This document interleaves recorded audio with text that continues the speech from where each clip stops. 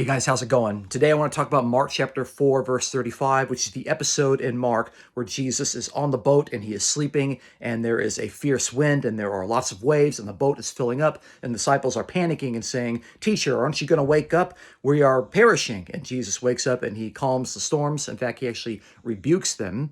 And then he says that the disciples have no faith, and the disciples wonder, who is this guy that even the winds and the seas obey him?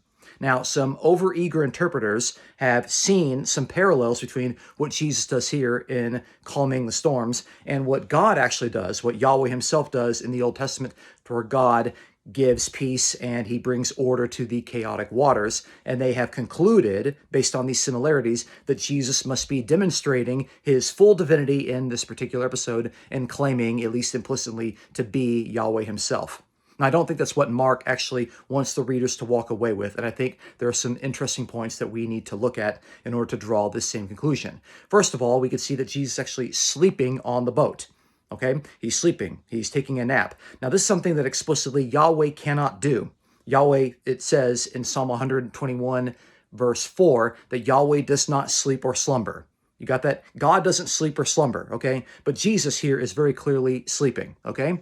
Now, it is true that Jesus is able to do the sort of deeds that God himself does, namely have authority over the environment and be able to calm the seas and the storm. But this was part of the messianic expectation that was already there in the Old Testament before Jesus was even born. So take, for example, Psalm 89, which is a passage about Yahweh and his control and his power and how Yahweh is strengthening the promised Davidic Messiah. And in particular, Psalm 89, verse 25, has Yahweh saying that I am going to put his hand on the sea and his hand on the waves, indicating that Yahweh is going to strengthen and empower someone else, namely the Davidic Messiah, so that the Davidic Messiah can have God's control over the winds and the seas and the waves, okay? So Jesus here is demonstrating his God-given authority and power, but that doesn't mean that he actually is God. It means that he is someone who has been empowered by God. He is bearing God's privileges and prerogatives, okay?